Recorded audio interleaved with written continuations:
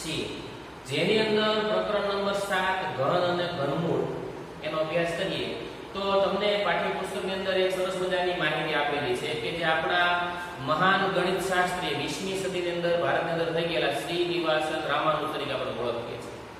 તો એના વિશે આપણે પહેલા માહિતી લઈએ, કારણ કે એનો એક રસપ્રદ કિસ્સો આપણને આપેલો છે. હવે એની આપણે ઊંડાણથી માહિતી થોડી બેઝિક જોઈએ તો આપણા જે રામાનુજ આપણે જેમને કહીએ છીએ એનું નામ છે શ્રીનિવાસ અય્યંગર રામાનુજ. હવે તેમના જન્મ અવસરની વાત કરીએ તો જન્મ છે 22 ડિસેમ્બર 1887 ના તામિલનાડુના ઈરોડા ગામમાં થયો હતો. તો આપણા જે મહાન ગણિતશાસ્ત્રી છે તે 20મી સદીમાં થઈ ગયા. એનું અવસાન છે 26 એપ્રિલ 1920 ના રોજ થયું છે. એટલે કે 32 વર્ષની નાની ઉંમરમાં એક મહાન એવું કાર્ય કરી ગણિતશાસ્ત્ર તરીકે પોતાની ખ્યાતિ નોંધાવી અને આપણી વચ્ચેથી વિદાય લીધી છે. હવે જીવનકાળ દરમિયાન લગભગ 3900 જેટલા એને પરિણામોની શોધ કરી. ગણિતના અલગ અલગ કોયડાઓ જે છે એનો ઉકેલ મેળવવાની શોધ કરી છે.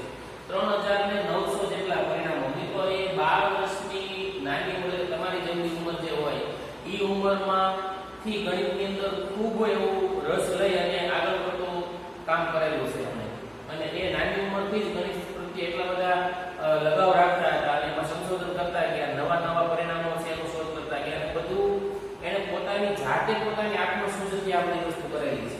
અને રાષ્ટ્રીય ગણિત દિવસ તરીકે જન્મ જયંતિ 22 ડિસેમ્બર છે એ દિવસે આપણે રાષ્ટ્રીય ગણિત દિવસ તરીકે ઉજવીએ છીએ. હવે તમારા પાઠ્યપુસ્તકની અંદર આપેલી જે માહિતી છે એમાં એક રસપ્રદ વાત એ છે કે G.H. હાર્ડી નામના એક ગણિતશાસ્ત્રી જે છે એ આપણા શ્રીનિવાસન રામાનુજ સાહેબને મળવા આવે છે અને એ વખતે જે ગાડી લઈને આવે કોન્વોય કે જે કાંઈ ટેક્સી છે તો એ ટેક્સી ઉપર જે એક નંબર લખેલો હોય છે 1729 નંબર, 4 અંકનો નંબર હોય. એટલે બંને વાતચીત કરતા જે હાર્ડી સાહેબ છે એ નંબર જોઈ કે છે કે આ રસપ્રદ નંબર છે, જાદુઈ નંબર છે, એટલે કે બ્યુલ નંબર છે એવું વાત કરે છે. તો રામાનુજ સાહેબ જે આપણે એમ કહે છે કે ના ખરેખર સાચી વાત છે કે આ એક રસપ્રદ નંબર છે, કારણ કે આ 1729 છે એ બે સંખ્યાઓના ઘનના સરવાળા તરીકે આપણે એને પરિણામમાં મેળવી શકીએ. હવે તમે જોશો તો 1729 છે એ 1728 વત્તા 1 કરતા મળે તો 1728 એ એનો 12મો ઘન છે અને 1મો ઘન 1 મળે. પછી બીજી રીતે આપણે જોઈએ તો 1729 ના બે ભાગ એવા થાય કે 1000 અને 729. 1000 છે 10નો ઘન અને 729 છે 9નો ઘન તરીકે. હવે ઘન શબ્દ આવ્યો, ઘન એટલે એક ભૂમિતિનો શબ્દ છે કે એક ક્યુબ. તમને ખબર હોય તો ક્યુબ ઓલા ચક્કરો ફેરવીને રમ્યા કરો છો ઘણીવાર. તો ક્યુબ એટલે એક એવી આકૃતિ કે જે ઠોસ ઘન આકાર છે અને દરેક સપાટી જે છે બધી સપાટી કેવી હોય, સરખા માપની હોય. તમને એક આકૃતિ બતાવો, બોક્સ છે આ બોક્સ છે કેવું છે, આ લંબ ઘન છે, ઘન આકાર છે પણ કેવો લંબ ઘન, કારણ કે જેની સામે બાજુની સપાટી જે છે એ સમાન આકારની હોય. તો ચારે બધી બાજુ જો 8 બાજુઓ છે. એક તમને બહુફલક બતાડું તો આ જે આકૃતિ છે બહુફલક કહેવાય. આ ઘન આકાર છે પણ નામ શું છે, બહુફલક કહેવાય, કારણ કે આની બધી બાજુએ સપાટીઓ છે, ઘણી બધી સપાટીઓ ધરાવતો આકાર છે. પછી એક જોઈએ આપણે આ મંદિર આકારની આકૃતિ. તો આની અંદર તમે આ ભાગ જે છે ઉપર મંદિરની ટોચ પિરામિડ જેવો એને આપણે સપાટ ભાગ ગણીએ તો તમને ઘન આકાર મળે કે જેની બધી બાજુ કેવી મળે આપણને, સમાન માપ. આ ઘન આકાર છે એના ઉપર આપણે એને ઘન કહીએ તો કોઈ પણ અંક એનો તેની સાથે 3 વખત ગુણાકાર કરતા આપણને ઘન સંખ્યા મળે. હવે બીજી આપણે બે રકમ તમને આપેલી છે પાઠ્યપુસ્તકમાં કે 4104. 4104 છે એ પણ રસપ્રદ રકમ છે, કારણ કે 9નો ઘન કરો 729 અને 15નો ઘન તમે કરો 3375. તો આ બે સંખ્યાના સરવાળાથી તમને 4104 જવાબ મળે. બીજો બે ભાગ પડી જોઈએ તો કે ભાઈ 4184 2નો ઘન કરો 8 અને 16નો ઘન 4096 કરી આપણે. તો એ બે સંખ્યાના સરવાળા કરવાથી પણ આપણને સંખ્યા મળે છે. એટલે ઘણી એવી સંખ્યાઓ રસપ્રદ હોય કે જે આપણે એને સંખ્યા સાથે રમતો કરી આપણે એને વિભાજન કરીને વિચારીએ તો એમાંથી ઘણી બધી રસપ્રદ પેટર્નો જો આપણને મળતું હોય. જે એક સંખ્યા તમને આપી છે 13832. 13832 સંખ્યા છે એ પણ કોઈ પણ બે સંખ્યાઓના ઘનના સરવાળાથી આપણને પરિણામમાં મળે. જો 18 નો ઘન કરો તમે એટલે કે 5832 મળે અને 20 નો ઘન 8000 મળે. તો બે સંખ્યાનો હજી જોઈએ આપણે 13832 તો 2 નો ઘન 8 કરીએ અને 24 નો ઘન તો 13824. તો આ બે સંખ્યાનો સરવાળો કરતા પણ આપણને 13832 સંખ્યા મળે. તો આવી ઘણી બધી સંખ્યાઓ છે કે જેને આપણે આ રીતે એના ઊંડાણમાં જોઈએ તો આપણને ખ્યાલ આવે. આપણા જે શ્રીનિવાસન રામાનુજ સાહેબ જે હતા એને સંખ્યાઓ અંકો ખૂબ પસંદ હતા. હજી એક એવી પેટર્ન છે કે તમને એમાં 9 ખાનાઓમાંથી તમે આડો ઉભો સરવાળો કરો તો તમને એના જન્મ તારીખ સુધી મળે. કોઈ પણ વ્યક્તિની જન્મ તારીખ શોધી શકે એવી રસપ્રદ પેટર્નો છે. તમને પછીથી એને જણાવશું કે કઈ રીતે એ પણ તમે કોયડા ઉકેલી શકો અને બીજા વ્યક્તિની સાથે આપણે એને રમત રમી શકીએ. તો એ પછી આપણે એને તમારી સામે રજૂ કરીને શીખવશું. તો આ જે છે ઘન અને ઘનમૂળ એવી વસ્તુ જે છે આ પાઠની અંદર આપણે જોવાની છે. તમને અગાઉનો પાઠ જે છે છઠ્ઠો પાઠ એમાં વર્ગ અને વર્ગમૂળ શીખી ગયા ત્યારે તમને ખ્યાલ હતો કે કોઈ પણ સંખ્યાનો તે જ સંખ્યાઓ સાથે બીજી વાર ગુણાકાર કરો એટલે એ જે સંખ્યાનો 2 વાર ગુણાકાર કરતા વર્ગ સંખ્યા મળે. એ જ રીતે 3 વાર ગુણાકાર કરતા ઘન સંખ્યા મળે. તો વર્ગ મેળવવા અને વર્ગમૂળ મેળવવા એ તમે છઠ્ઠા પાઠમાં શીખ્યા. આજે આપણે ઘન અને ઘનમૂળની જે પ્રક્રિયા છે એ શીખવાની છે. વ્યાખ્યા જોઈએ તો ઘન કોને કહેવાય? તો એકની એક સંખ્યાનો 3 વખત ગુણાકાર કરવાથી મળતી સંખ્યાને ઘન સંખ્યા કહેવાય. હવે ઉદાહરણ જોઈએ, દાખલા તરીકે એક સંખ્યા લે 1 ગુણ્યા 1 ગુણ્યા 1. એકની એક સંખ્યાને 3 વખત ગુણાકાર કર્યો એટલે આપણે 1 નો ઘન એમ દર્શાવાય. જે નીચે છે 1 એ આધાર છે, 3 એ ઘાતાંક છે. આપણે ઘાતાંકના પ્રમાણમાં આપણે આ વસ્તુ જોઈ લીધી. તો 1 નો 3 ઘાત 1 નો ઘન એમ વંચાય.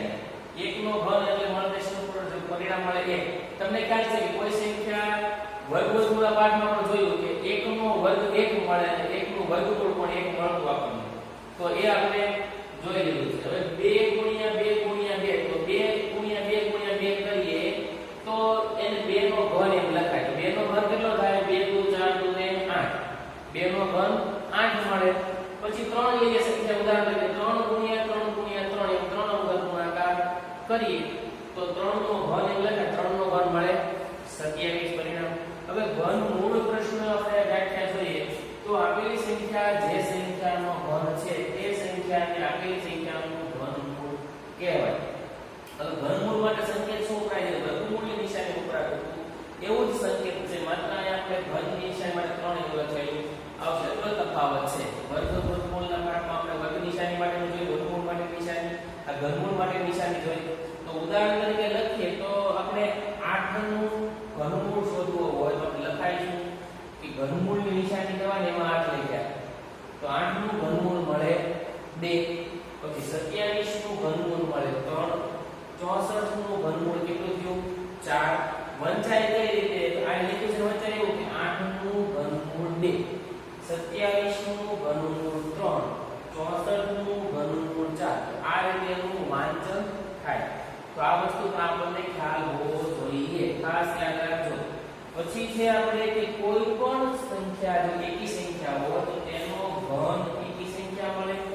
કોઈ પણ બેકી સંખ્યા છે એનો ઘન કરતા બેકી સંખ્યામાં પરિણામ મળે. આ બે વસ્તુ પણ ખાસ યાદ રાખવાની છે. આપણે કોષ્ટકની મદદથી જોઈએ તો તમને સંખ્યા અને તેના ઘન વિશે માહિતી મળશે.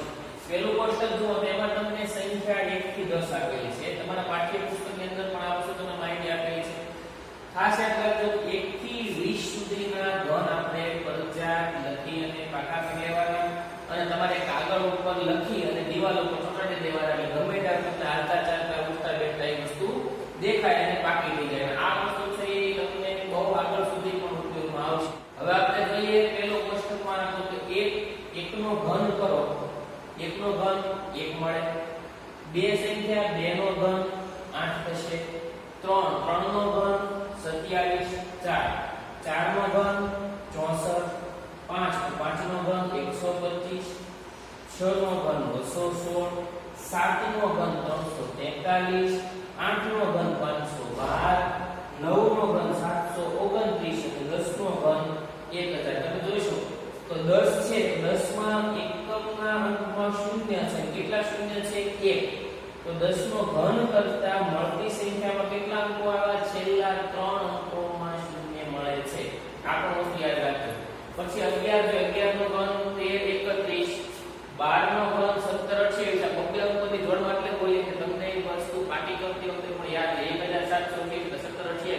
એવું શબ્દ યાદ રાખવા તમને સરળતા રહેશે.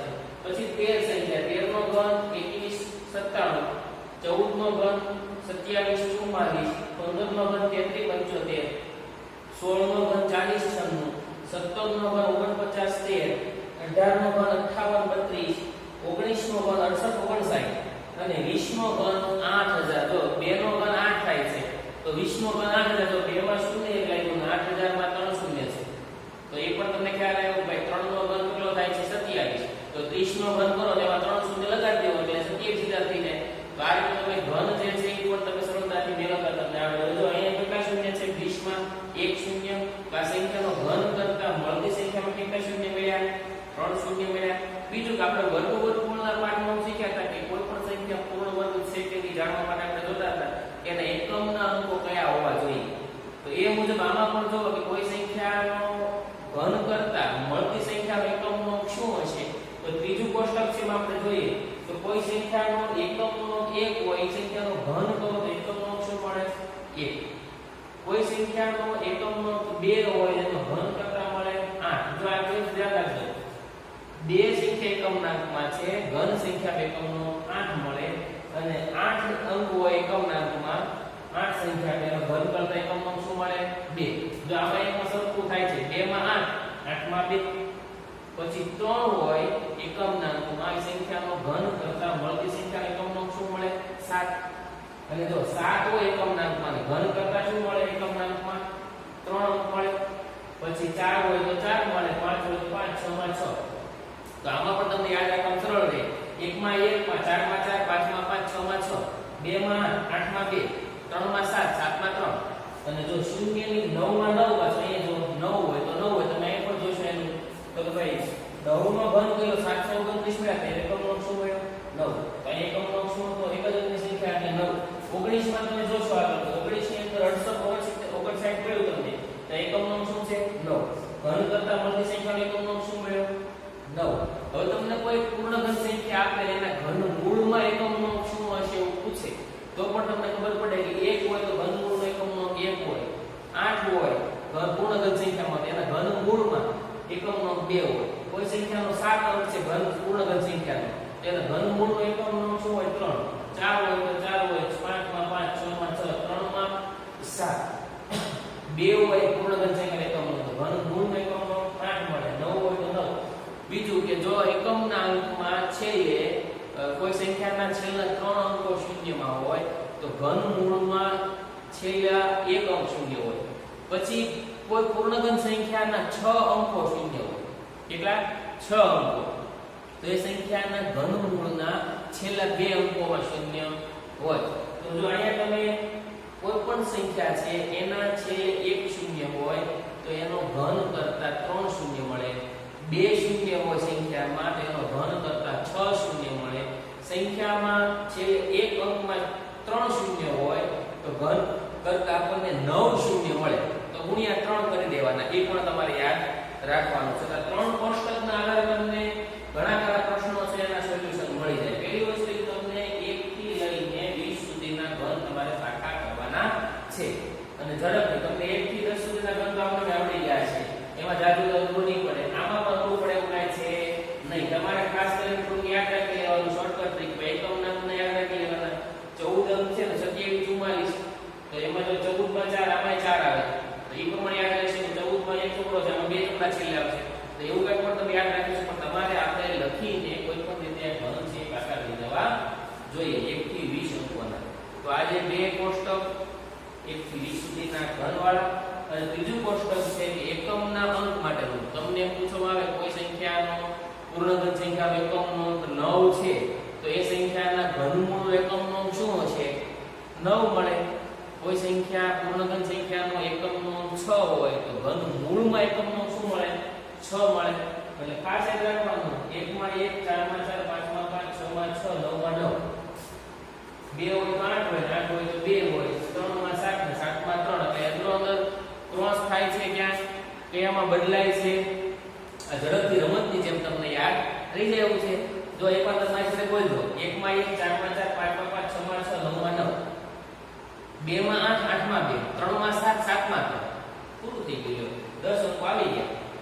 એક શૂન્ય હોય, 3 હોય, 2 હોય, 6 હોય, 3 હોય, 9 હોય, બરોબર, 4 હોય તો 12 હોય, તો ઈ પણ તમને ઝડપથી યાદ રહી જાય. તો આપણે ઘનમૂળનો પાઠ છે, બહુ સરળતાથી આપણે યાદ રાખી શકીએ એવો છે, બહુ નાનો પાઠ છે. આપણે જોઈએ પાઠ્યપુસ્તકની અંદર પેજ નંબર 111 ઉપર પ્રયત્ન કરો એમ તમને એક રકમ આપી છે. એમાં તમને એક સૂચના આપી છે કે આપેલી સંખ્યાઓના ઘન કરવાથી મળતી સંખ્યાનો એકમનો શું હશે. તો હમણાં જ આપણે કોષ્ટક નંબર 3 જોયું, એમાં આપણને ખ્યાલ હતો કે જો કોઈ સંખ્યાનો એકમનો આપેલો છે એના આધારે આપણે ઘન સંખ્યાનો અથવા કોઈ ઘન પૂર્ણ ઘન સંખ્યા આપી હોય તેના ઘન મૂળ સંખ્યાનો એકમનો એ જાણી શકીએ. હવે જોઈએ આપણે પેલું કામ કરીશું કે આ રકમ જે આપી છે એમાં સંખ્યાનો એકમનો શું છે એ ચકાસી લઈએ. તો સંખ્યાનો એકમનો અહીંયા 1 આપ્યો છે, અહીંયા એકમનો 8 આપ્યો છે, એકમનો 9, એકમનો 5, 4, 7, 2 અને 3. પેલું શું કર્યું આપણે આના એકમના અંકો જોઈ લીધા કે એકમના અંકમાં કઈ સંખ્યા આપી છે. હવે એના આધારે આપણે ઘન કરવાથી મળતી સંખ્યાનો એકમનો શોધીએ. તો જો એકમનો 1 હોય તો ઘન સંખ્યાનો એકમનો શું મળે 1. એકમનો 8 છે તો ઘન સંખ્યાનો એકમનો શું હશે. હવે તમારે યાદ કરવાનું છે આવા. ચાલો શું હશે, 8 હોય તો 2, 2 હોય તો 8, 8 છે કે શું આવે 2. અહીંયા છે 9, 9 હોય તો 9, 9 માં 9 આવતું હતું. એટલે એકમનો 9 હોય તે સંખ્યાનો ઘન કરવાથી મળતી સંખ્યાનો એકમનો 9 મળશે. 5 હોય તો શું મળે 5, 4 હોય તો 4. એટલે 7 માં ફેર પડે છે. 7 માં શું આવે 7 હોય તો 3. બરોબર, એકમનો 7 છે તો ઘન સંખ્યાનો એકમનો 3 મળે. એકમનો 2 હોય ઘન સંખ્યાનો એકમનો શું મળે 8 માં 2 હોય 2 માં 8. પછી એકમનો તો 3 હોય તો ઘન સંખ્યાનો એકમનો શું હોય યાદ કરો તો હમણાં તમે કે કાઢેલું છે, યાદ આવે છે. 7 માં 3 હતા, 3 માં શું આવે 7 આવે. એટલે કે આપણી સંખ્યા આટલી છે એટલે ખબર પડે કે આ જે સંખ્યાનો ઘન કરતા મળતી સંખ્યાનો એકમનો શું મળશે એ આપણને ખ્યાલ આવ્યો. જેના આધારે તો આપેલી સંખ્યાના માત્ર ને માત્ર એકમના અંકો જાણવાથી ઘન સંખ્યાનો એકમનો આપણે જાણી શકીએ. અને કોઈ પૂર્ણઘન સંખ્યાના એકમના અંકો આપણે જાણતા હોઈએ તો એના ઘન મૂળમાં મળતી સંખ્યાનો એકમનો શું હોય એ પણ આપણે જાણી શકીએ. હવે આપણે કેટલીક રસપ્રદ પેટર્નો જોવાની છે કે એકી સંખ્યાઓના સરવાળાથી આપણે ઘન સંખ્યા મળે છે. જો પેટર્નમાં જોઈએ કે નીચે આપેલી ક્રમિક એકી સંખ્યાઓનો સરવાળો એની પેટર્ન જુઓ. હવે તમે જો પહેલી સંખ્યા એકી સંખ્યા 1 આપી છે, તમારા પાઠ્યપુસ્તકની અંદર તમને આ વસ્તુ આપેલી છે, એમાં પણ એની સમજૂતી તમને મળશે. હવે જોઈએ 1 છે તો 1 એટલે 1 નો ઘન મળે. પછી જો 1 પછીની ક્રમિક એકી સંખ્યા કઈ આવે 3, એટલે બે ક્રમિક એકી સંખ્યાનો સરવાળો કેવો એટલે 3 અને 5 નો સરવાળો 8 મળે છે. 8 કોનો ઘન છે તો કે 2 નો ઘન કરતા 8 જવાબ મળે. પછી 5 પછીની એકી સંખ્યા કઈ આવે 7, તો બે સંખ્યા લીધી, હવે 3 સંખ્યા લે 7, 9 અને 11 નો સરવાળો કરતા 27 જવાબ મળે. 27 3 નો ઘન છે. 27 પેલો જવાબ 3 નો ઘન મેળવીએ. પછી 11 પછીની સંખ્યા કઈ આવે 13, તો અહીંયા આપણે 1 2 3 સંખ્યા લીધી તો 3 નો ઘન મેળવ્યો. હવે ચાર સંખ્યાઓ લઈએ તો 13 15 17 19 એનો સરવાળો કરતા 64 મળે છે જે 4 નો ઘન છે. પછીની સંખ્યા આગળ વધીએ તો 19 થી પૂરું કર્યું આપણે. હવે 21 આવે 19 પછી તો 21 23 25 27 29 એટલે પાંચ સંખ્યાઓ લીધી ક્રમિક એકી સંખ્યાઓ અને તેનો સરવાળો કરતા 125 મળ્યા તો જે જવાબ છે 5 નો ઘન છે. તો તમને ક્રમિક એકી સંખ્યાનો સરવાળો કરવાનો કીધો હોય અને એ સંખ્યાનો સરવાળો કરતા આપણને ઘન સંખ્યા મળે છે. હવે જોઈએ તો અહીંયા 1 લીધો, બે સંખ્યા લીધી, બે ના ઘન માટે કઈ કઈ તો 3 અને 5 લીધી. તો ક્રમિક આપણે 1 થી શરૂઆત કરી એટલે ખ્યાલ આવે આપણને કે કઈ સંખ્યાથી શરૂઆત કરવી. હવે એમ કીધું હોય કે 6 નો ઘન કરો. 6 નો ઘન દર્શાવવા માટે આપણે 216 જવાબ મળે. તો 216 છે એ ક્રમિક એકી સંખ્યાના સરવાળા તરીકે રજૂ કરવો હોય તો કઈ સંખ્યાથી શરૂઆત કરવી. તો આપણને કહે છે કે અહીંયા 29 પૂરું કર્યું, હવે 31 થી 6 સંખ્યા લેવાની થાય. તો એની માટે એક સૂત્ર વાપરવું પડે આપણે. એ સૂત્ર કેવું બને તો કે n કૌંસમાં n - 1 + 1 એવું એક સૂત્રનો ઉપયોગ આપણે કરીએ. હવે તમને એવું કીધું કે 10 નો ઘન, દાખલા તરીકે તમને પાઠ્યપુસ્તકમાં કીધું છે કે 10 નો ઘન આ સંખ્યાનું જે પરિણામ મળે એને ક્રમિક એકી સંખ્યાના સરવાળા સ્વરૂપે દર્શાવો. તો એને દર્શાવો તો n એટલે કે શું લેવું પડે આપણે? n બરાબર આપણે લઈએ 10. n બરાબર 10 લઈએ, સૂત્રમાં કિંમત મૂકીએ આપણે, તો જવાબ એવો મળે કે 10 પછી n - 1 એટલે શું થઈ જશે?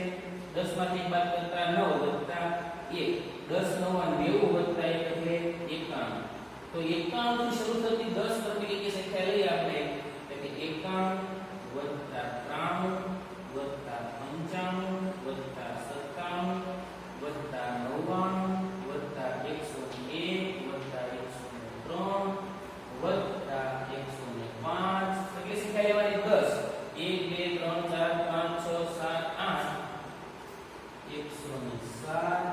9 ની સંખ્યા અને 109. 10 ની સંખ્યા જો 1 2 3 4 5 6 7 8 9 10 ક્રમિક એકી સંખ્યાનો સરવાળો કરીએ એટલે આપણને પરિણામ મળશે 1000. અને એ શું છે? એટલે 10 નો ઘન. તો તમને એવું કીધું છે કોઈ પણ સંખ્યાને આપણે ક્રમિક એકી સંખ્યાના સરવાળા સ્વરૂપે દર્શાવવાની છે. તો પહેલો કયો લેવો એકી સંખ્યા તરીકે? જો અહીંયા આપણે 1 થી શરૂઆત કરીએ, અહીં 3 થી શરૂઆત કરીએ, અહીં 7 થી, અહીંયા 13 થી 21 થી, તો ક્રમિક સંખ્યા લેવી આપણે કામ તો અહીંયા 19 પૂરું થયું, હવે 21 થી શરૂ થાય, અહીંયા 11 પૂરું કર્યું તો આપણે કામ તો હવે ચાર સંખ્યા લેવાની 4 ના ઘન માટે, તો 13 થી શરૂ કરીએ તો ડાયરેક્ટ સંખ્યા મળી આવે તો કેમ કરવાનું? તેની માટે યાદ રાખવાનું n - n - 1 + 1 આપણે જાણો